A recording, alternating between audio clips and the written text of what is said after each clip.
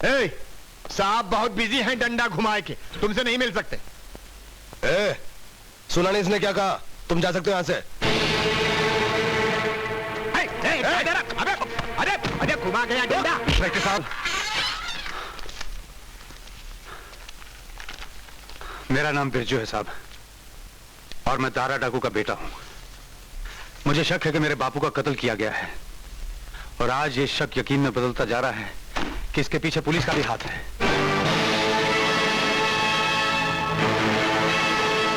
तो आप हैं इंस्पेक्टर साहब, अब समझा। मेरे बापू का कत्ल ही हुआ है, और वो भी तुम्हारी शय पर, इस कुर्सी की आड़ में। खबरदार, जिस कुर्सी पर तोहमत लगाई तो तेरा बाप एक खतरनाक डाकू था, जिसने अरसे से इस इलाके में आतंक फैला रखा था। पुलिस के इनकाउंटर में मारा गया। मेरे बापू ने आत्मसमर्पण की इच्छा प्रकट की थी, और तुमने उन्हें झूठे इनकाउंटर में मार दिया। आज ये बात स्पष्ट हो गई है। लगाम दे अपनी जबान को। इनकाउंटर में डाकू ने सिपाहियों को भी मारा है। ये कोई नई बात नहीं है कि कभी कभी आग लगाने वाले खुद भी आग की लपेट में आ जाते हैं। काश उनमें से एक तुम भी होते, और काश वो गोली मेरी होती जिसने तारा का अंत किया है, मेरी मां का हत्या। गोपाल, औकात में रह।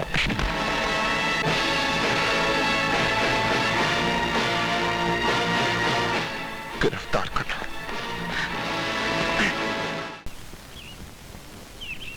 अगर मालूम होता कि उस पूखनी का हट्टा कट्टा लौंडा भी है तो पहले स्त्री फेर देता। अब क्या डरना, अब तो ये लौंडा गया अंदर डंडा घुमाए के। डर तो इस बात का है कहीं अपना राज ना खुल जाए। अजी छोड़िए, मुर्दे भी कभी बोलते हैं, नहीं समझे? पूखनी का जी, डंडा घुमाए के।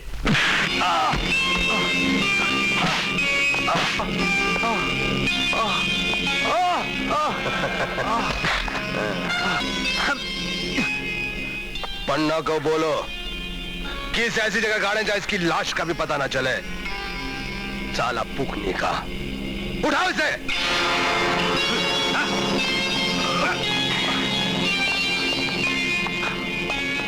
एक मिनट, एक मिनट, एक मिनट।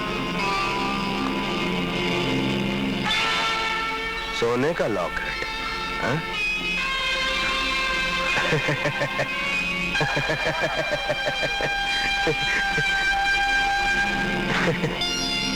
नहीं?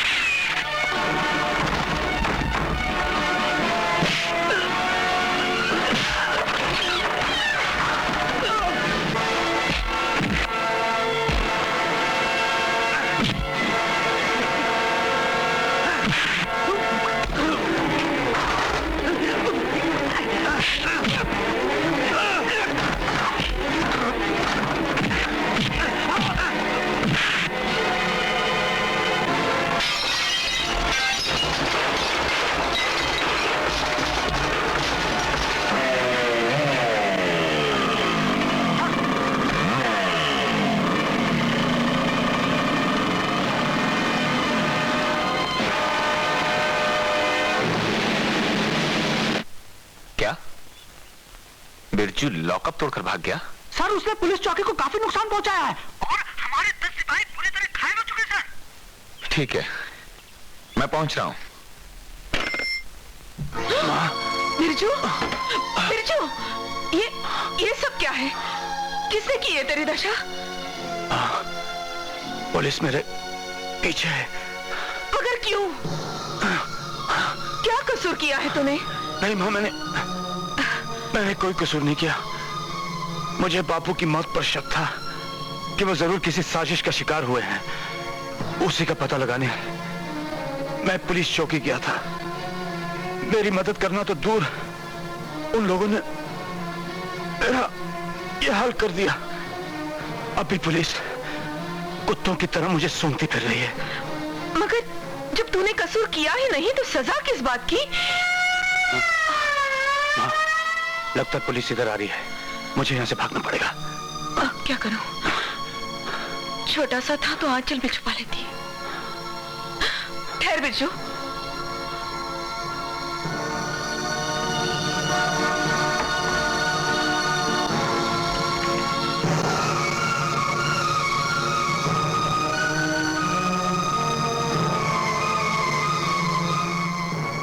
ये ले और जा। माँ, जल्दी कर बेटे, वक्त बहुत कम है। माँ, ये कैसा धर्म संकट है? एक तरफ तेरे दिए हुए संस्कार और दूसरी तरफ ये बंदूक। मैंने ही तुझे हिंसा और हत्यार से हमेशा दूर रखा था, मगर आत्मरक्षा के लिए शस्त्र उठाने को भगवान ने भी धर्म ही कहा है। ये ले तेरे पुरखों की बंदूक।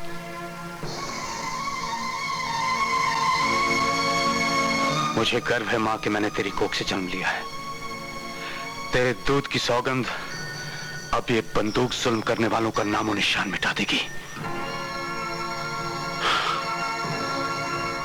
जा बेटे, तेरी माँ का आशीर्वाद तेरे साथ है।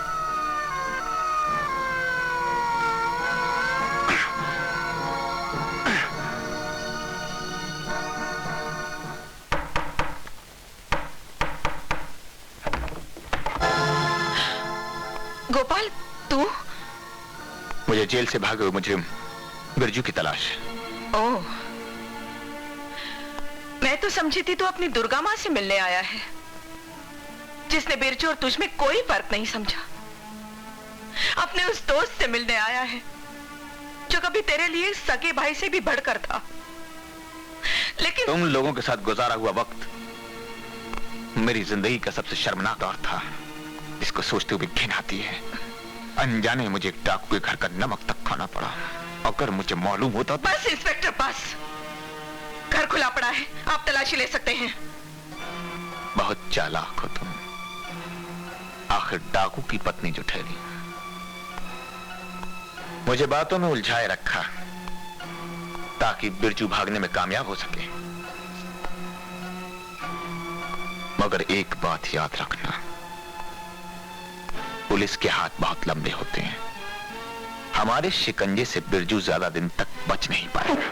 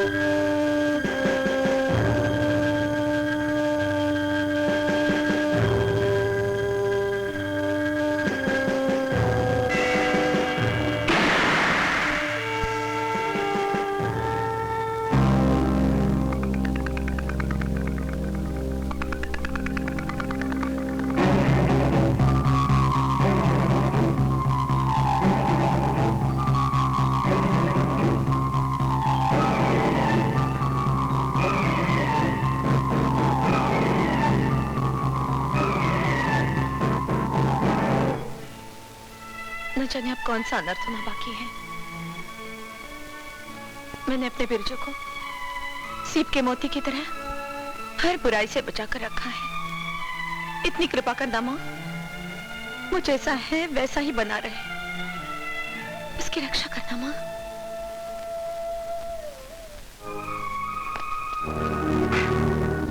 आओ।